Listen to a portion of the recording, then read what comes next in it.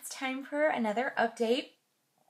Today I am 6 weeks exactly, so I'm going to go over my 5-week bump date. So last week the baby was about the size of an apple seed, and right now it still basically looks kind of like a tadpole, a tadpole with a little nodule for a head, and it's starting to form the major organs, and the systems like the digestive, circulatory, and nervous system are starting to develop. So that's what's going on with baby. What's going on with mommy is basically the same thing that was going on last week. So not a whole lot. And I've expressed concern about my lack of symptoms, or the big symptoms, to several people. But I heard that you can actually not get pregnancy symptoms until up until your 8th week. It's common not to experience major symptoms like nausea and stuff. So I'm trying not to be nervous about it. My numbers were still great. I mean, you guys saw that in the last video. So baby is growing. But yeah, the only symptoms that I'm really experiencing are heartburn and the low-grade nausea when I don't eat, which is actually having to be pretty often. Like, my stomach can't even be remotely close to empty. Like, I'm having to snack like every 2 hours. And so yeah, so that's really those are the two major ones, is the heartburn. And I'm having a little bit of insomnia, but I'm tired. So it's kind of ironic. At night, I wake up a lot. So it may not be insomnia exactly, because I wake up because I have to pee all the time, about every 2.5 hours, all night long. But I can't, it's like 7:30 right now, and I'm already exhausted. I could probably lay down and go to sleep now.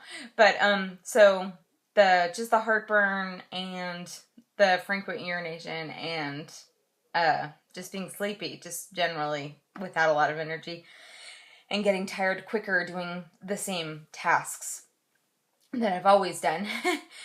But yeah, so, not much to report. I'm not nervous, or trying to remain not nervous. I'm trying to enjoy the fact that I'm pregnant and I'm not feeling miserable, because there are some women who are 5 weeks pregnant and already throwing up and feeling gross, and I just think that every pregnancy is different, and even the same woman can have 2 completely different pregnancies. So I'm not worried about it. Or I'm going to try not to be worried about it anyway. I'm just going to try to enjoy being pregnant. So I'm really excited because we're getting closer and closer to our ultrasound, and I can't wait to see a little heartbeat and hopefully hear a little heartbeat.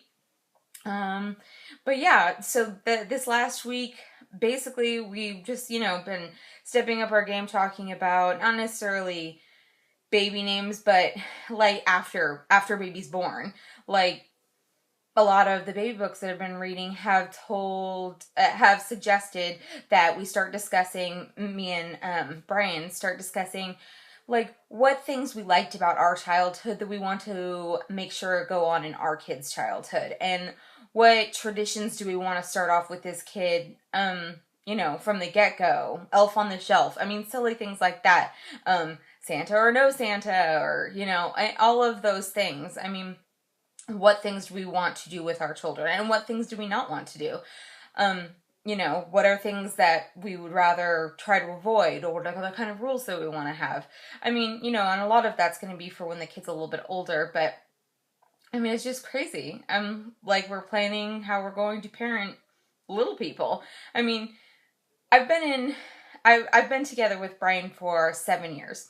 So I met his daughters when they were 8 years old and 5 years old.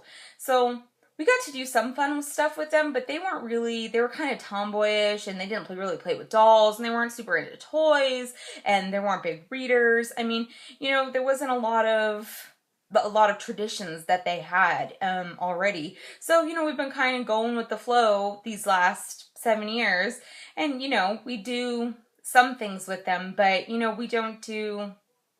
we don't really have those kind of traditions. So, it'll be starting over fresh with this new kid. We don't really know what to do.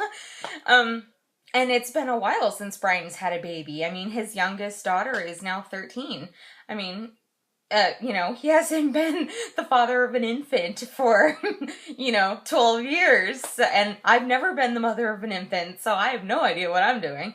So I'm still just trying to read as much of the pregnancy books as I can.